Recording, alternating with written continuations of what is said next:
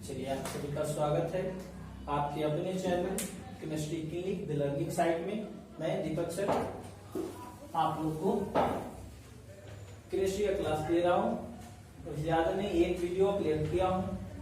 अगर आप उस वीडियो को नहीं देखे हैं तो इसे देखने से पहले हम कहेंगे कि जाकर आप उसे देख लें, क्योंकि अगर आप उसे नहीं देखिएगा तो हो सकेगी इतना अच्छा समझ में नहीं आएगा।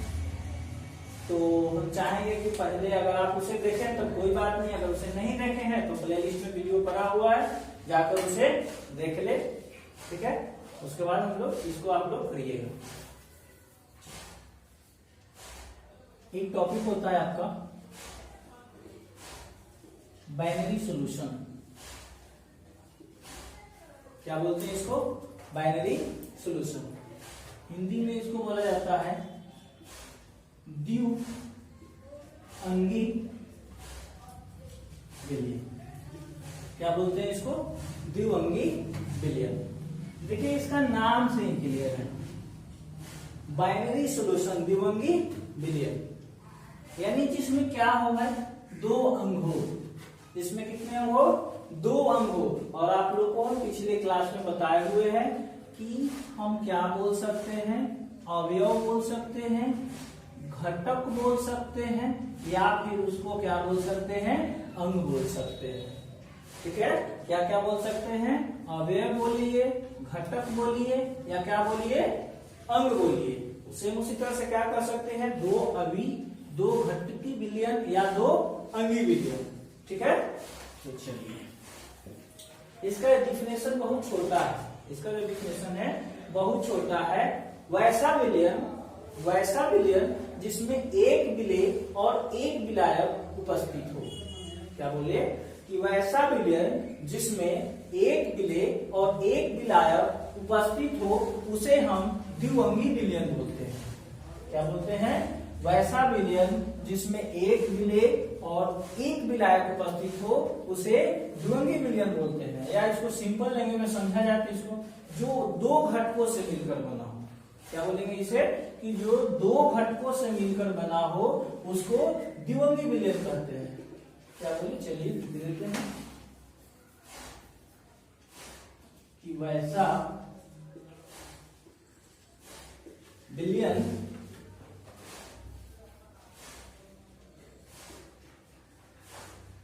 जिसमें एक विलेय और एक विलायक उपस्थित हो उसे द्विअंगी विलयन कहा जाता है ना। वैसा विलयन जो दो घटक से बना हो। दो घटक कौन कौन से हो सकते हैं? एक विलेय हो सकता है और दूसरा विलायक हो सकता है। जैसे हम लोग पिछले क्लास में कर चुके हैं इसके बारे में, विलेय और विलायक क्लियर बोल रहे हैं बार बार। अगर आप नहीं देखे हैं उस वीडियो को तो जाइए पहले देखिए, उसके बाद इसे देखिए, बहुत अच्छा समझ में आएगा। हम लोग चलिए एग्जाम्पल ले लेते हैं। क्या बोलते हैं इसको? शरबत। चलिए घर पर हर कोई पीता होगा, इस गर्मी का मौसम है ना। चलिए इसमें क्या होता है भैया? इसमें जल और क्या होता है? चीनी होता है। शरबत में क्या होते हैं? जल और चीनी होते हैं। हमें पता है जल जो होता है शरबत में ज्यादा मात्रा में होता है और चीनी जो होता है कम मात्रा में होता है। तो ये सब बता चुके हैं कि ज्यादा वाले को क्या बोलते हैं, कम वाले को क्या बोलते हैं। चलिए एक बार फिर बता देते हैं। ज्यादा वाले को विलायक बोलते हैं और कम वाले को विलेय बोलते हैं। सॉल्वेंट और सोल्यूट। ज्यादा वाले को विलायक बोलते हैं, कम वाले को विलेय बोलते हैं। और भाई देखिए इसमें कितने घटक है? तो दो घटक है, एक जल है और दूसरा चीनी है। इसमें शरबत में क्या क्या है? एक जल है और दूसरा चीनी है। तो कितने अंग से बना हुआ है? दो अंग से बना हुआ है। अतः शरबत कौन सा विलयन है? द्विअंगी विलयन है। कौन सा सॉल्यूशन है? बाइनरी सॉल्यूशन है। समझे? सिंपल सा डिफिनेशन है इसका। वैसा विलयन जिसमें एक विलेय और एक विलायक उपस्थित हो उसे द्विअंगी विलयन कहा जाता है। समझ गए? चलिए आगे भी हो सकता है त्रिअंगी विलयन।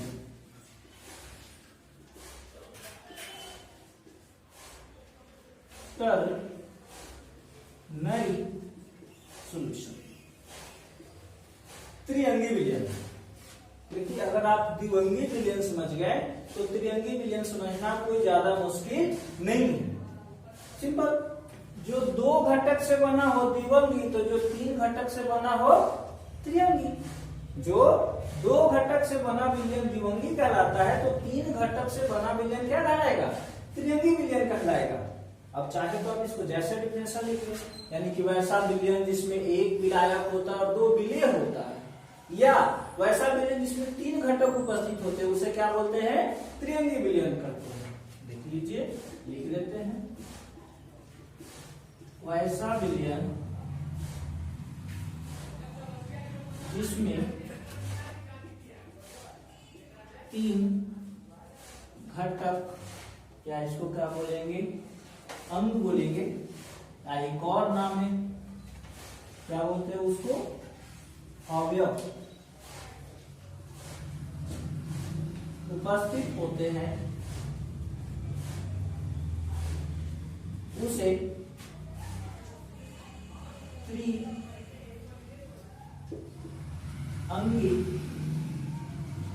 विलयन कहा जाता है।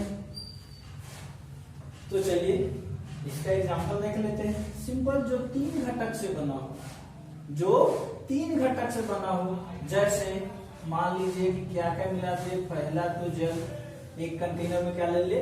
जल ले लीजिए, आप उसमें फिल कर दीजिए NaCl, क्या फिल कर दीजिए?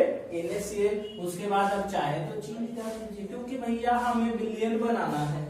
नमक और चीनी मिलने से क्या बनता है उससे हमें कोई मतलब नहीं, हमें विलयन बनाना है। ऐसे बता दे आपको, ये जो तीनों का विलयन होता है बहुत फायदेमंद होता है। जो तीनों का विलयन होता है, नमक, चीनी और जल का, वो फायदेमंद होता है। जब किसी भी इंसान को बीपी की समस्या होती है, आई मीन उसका बीपी लो हो जाता है, तो इसका घोल बहुत काम आता है।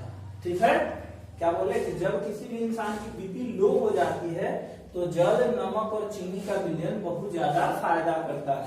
ठीक है ना? तो देखिए इसमें कितने कंपोनेंट्स हैं, कितने घटक हैं? पहला जल, दूसरा है नमक और तीसरा क्या? चीनी।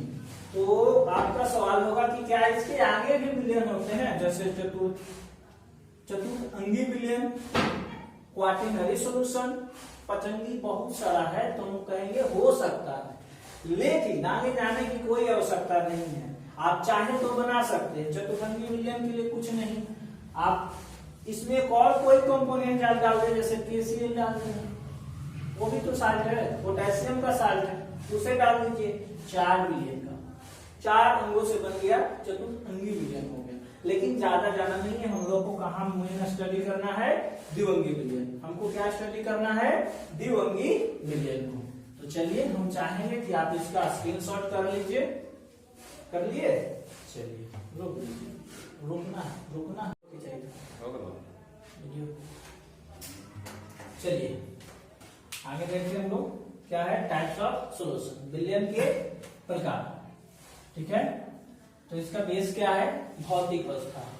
भौतिक अवस्था के आधार पर विलयन जो होते हैं आपको 3 प्रकार के।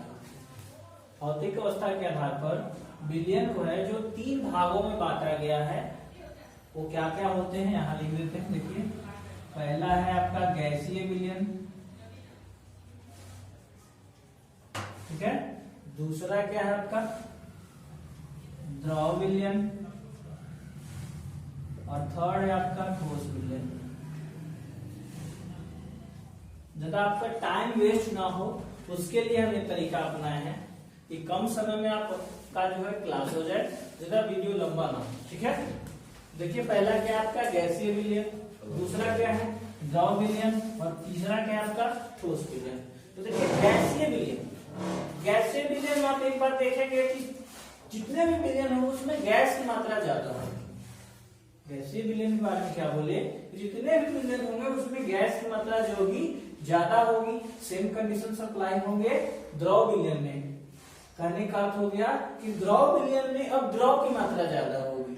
ठीक है, ठीक उसी प्रकार प्रकार ठोस विलयन में भी क्या होगी, ठोस की मात्रा ज्यादा होगी। और अब हमको क्या बताया है कि विलयन में जो ज्यादा होता है उसको विलायक कहते हैं, ठीक है, और जो कम होता है उसको क्या बोलते हैं, विलेय बोलते हैं, ठीक है।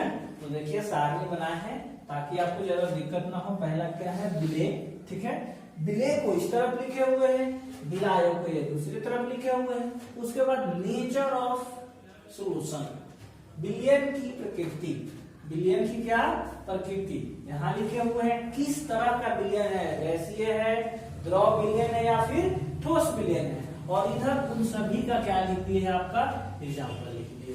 क्या क्या है, इधर विलेय है, विलेय बोले तो कम मात्रा में, इधर विलायक है, विलायक बोले तो ज्यादा मात्रा में, और इधर है विलयन की प्रकृति, नेचर ऑफ सॉल्यूशन, किस प्रकार का विलयन बनेगा, ठीक है। और इधर है आपका उन सभी का एग्जाम्पल।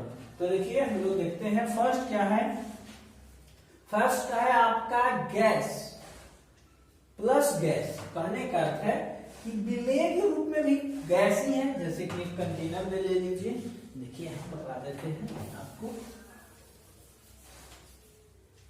एक कंटेनर ले लीजिए, उसमें क्या है तो कम मात्रा में भी जो है आपका गैस ही है, ठीक है, और अधिक मात्रा में भी क्या है, गैस ही है, दोनों क्या है, गैस ही है। तो एक ऐसा विलयन बनेगा, गैसीय विलयन बनेगा। कैसा विलयन बनेगा, गैसीय विलयन बनेगा। और इसका अच्छा एग्जांपल क्या है, वायु, हवा। आप हवा समझिए, हवा क्या होता है, कई गैसों का मिश्रण होता है। पढ़े होंगे, नाइट्रोजन 78% होता है, ऑक्सीजन 21% होता है, कार्बन डाइऑक्साइड 0.03% होता है। बहुत सारे गैसों का क्या होता है, मिश्रण होता है। यानी कि गैस ही ज्यादा मात्रा में भी रहता है और गैस ही कम मात्रा में रहता है। सेकेंड है आपका ठोस, विलेय के रूप में है, यानी कहने का अर्थ हो गया कम मात्रा में क्या है, ठोस है, और ज्यादा मात्रा में क्या है, तो गैस है। ज्यादा मात्रा में क्या है, गैस है, समझ लीजिए। तो इसका भी नेचर कैसा होगा, तो गैसीय ही होगा। यह विलयन कैसा बनेगा, गैसीय विलयन बनेगा। और इसका अच्छा एग्जांपल क्या है आपका, ठोस गैस में ऊर्ध्वापातन। जैसे कि आप देखते होंगे, यहाँ पढ़े होंगे कि ऊर्ध्वापातन विधि द्वारा किसको शुद्ध किया जाता है। आप जाइए दुकान से कपूर खरीद कर लाइए, उसको वायु में खुला छोड़ दीजिए, वो देखिएगा कुछ देर के बाद वाष्प रूप में क्या हो जाएगा, परिणित हो जाएगा, यानी चेंज हो जाएगा, गायब हो जाएगा। तो ठोस जो हो गया, वाष्प में क्या हो गया, मिल गया। ठोस जो हुआ वाष्प है गैस, गैस में जाकर क्या हो गया, मिल गया। वही लिखे हैं कपूर का वायु यानी N2 में विलयन। या एक और चीज आप लिखिए, आपका एग्जाम्पल लग रहा है, एग्जाम्पल क्या है, वायु में धूलकण आंधी आता है, आप देखे होंगे क्या है, ठोस कम मात्रा में और गैस ज्यादा मात्रा में, तो विलयन कैसा बनेगा, गैसीय बनेगा। आंधी में क्या होता है कि ठोस धूलकण होते हैं, कम मात्रा में होते हैं, और हवा की जो गति होती है बहुत ज्यादा होती है। हवा की गति क्या होती है, बहुत ज्यादा होती है। इसी कारण लिखिए आपका क्या, वायु में धूलकण। अगला है आपका क्या, द्रव। अगला क्या है, द्रव। द्रव कम मात्रा में है और गैस जो है ज्यादा मात्रा में। द्रव गैस कम मात्रा में और गैस ज्यादा मात्रा में। इसका नेचर कैसा है, तो गैसीय है। यह भी विलयन कैसा है, तो गैसीय विलयन बनेगा। और इसका अच्छा एग्जांपल क्या है, वायु में नमी। क्या है, वायु में नमी। चलिए एक और लिखे, लेकिन उसको हम कहेंगे नहीं, देखिए आप इसको देखिए, वायु में नमी। जैसे कि आप देखते होंगे सुबह मॉर्निंग के टाइम में होता क्या है कि आपको शीत का अनुभव होता है। क्या होता है, शीत का अनुभव होता है। तो बताइए पूरा एटमॉस्फेयर में वायु की मात्रा तो ज्यादा होती है और नमी की मात्रा क्या होती है, कम होती है। आप वायु में आर्द्रता भी समझ सकते हैं। क्या लिख सकते हैं, वायु में नमी या वायु में आर्द्रता में टी। क्या, वायु में नमी यानी ओस, मूल रूप से क्या, वायु में ओस। इसका बहुत अच्छा एग्जांपल है। चलिए आते हैं दूसरे विलयन पे। देखिए दूसरा विलयन क्या है, विलेय के रूप में भी द्रव ही है और विलायक के रूप में भी क्या है, द्रव है। यानी कम मात्रा में भी द्रव है और ज्यादा मात्रा में भी क्या है, द्रव है। इससे बने विलयन को कौन सा विलयन बोलेंगे, द्रव विलयन बोलेंगे। इससे बने विलयन को कौन सा विलयन बोलेंगे, द्रव विलयन बोलेंगे। और इसका सबसे अच्छा एग्जांपल है एल्कोहल का जल में विलयन। एल्कोहल मूल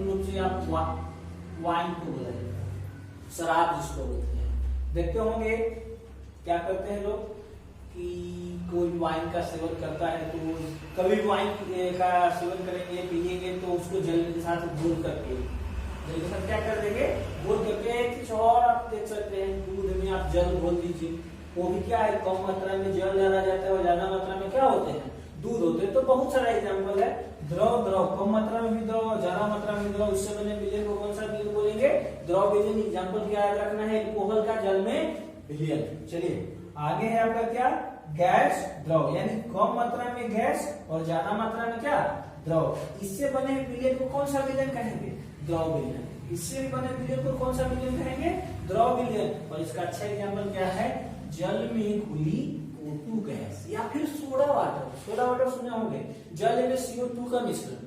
सोडा वाटर किसको कहते हैं जल में CO2 का मिश्रण ही आपका सोडा वाटर कहा जाता है। लेकिन तो जल की मात्रा ज्यादा और CO2 गैस की मात्रा जो होती है कम होती है। जल में क्या घुला हुआ एक एग्जांपल है O2 गैस यानी ऑक्सीजन गैस और दूसरा है soda water. Soda water simple अर्थ जल में क्या CO2 का मिश्रण को ही बोला जाता है सोडा वाटर। चलिए अगला है आपका ठोस, कम मात्रा में है और द्रव जो है ज्यादा मात्रा में। विलयन की नेचर चेंज नहीं होता, इस विलयन को भी क्या बोलेंगे द्रव विलयन। जिसकी मात्रा ज्यादा हो उसी का विलयन बनेगा। देखिए इस तीनों में गैस की मात्रा ज्यादा थी, गैसीय बना तीनों का तीनों, इसमें द्रव की मात्रा ज्यादा है तो सब क्या बनेगा द्रव विलयन। इसका अच्छा एग्जांपल क्या है जो अभी कुछ देर पहले बताया था शरबत, चीनी नमक इत्यादि, चीनी नमक इत्यादि का जल में विलयन। चीनी किस रूप में रहता है ठोस के रूप में रहता है, कम मात्रा में रहता है जब शरबत बनाते हैं। द्रव जल ज्यादा रहता है, जल के साथ घोल दीजिए बन गया। तो उसका अच्छा एग्जांपल क्या है चीनी अथवा नमक का जल के साथ घोल देना।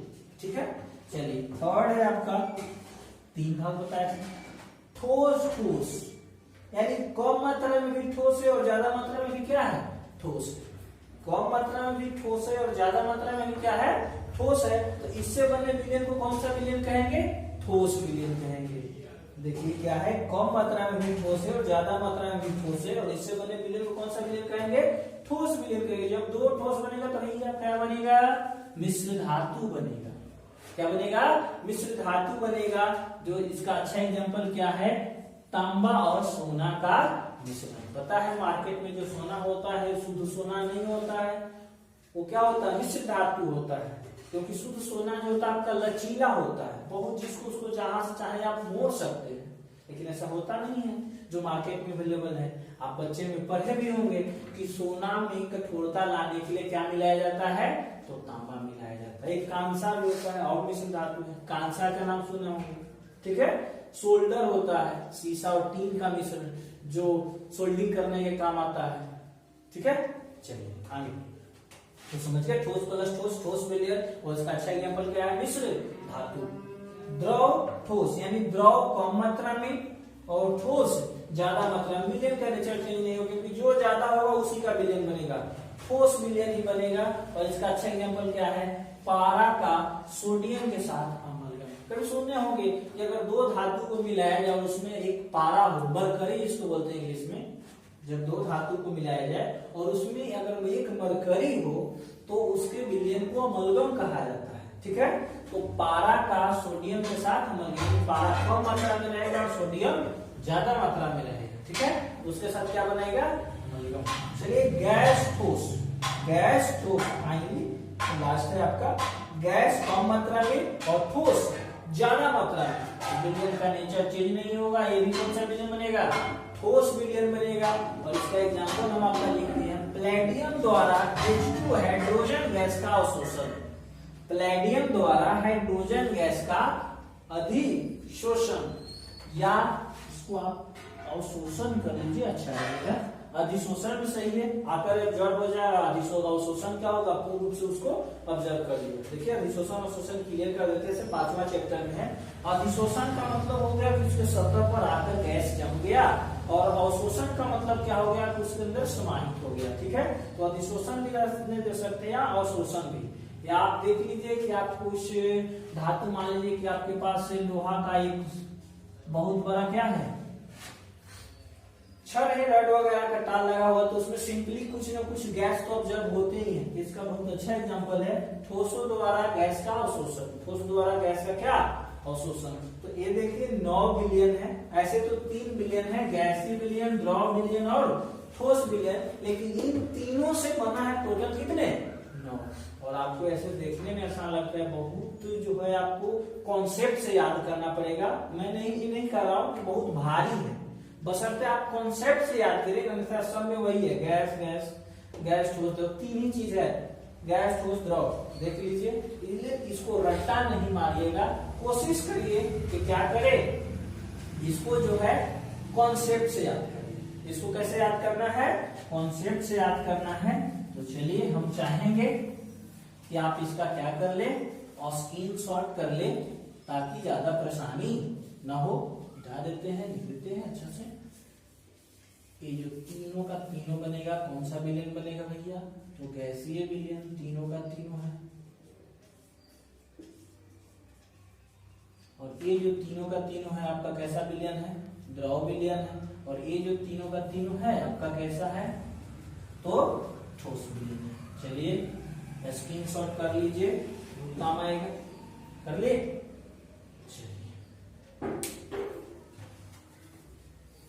आज के लिए इतना ही रहने देते हैं। पढ़िए आगे और बताइए कमेंट करके, अपने दोस्तों के साथ भी शेयर करिए, जो नहीं देख पाते उनको लिंक भेजिए, ठीक है, क्योंकि ज्यादा बच्चे पढ़े, हम यही चाहेंगे, ठीक है।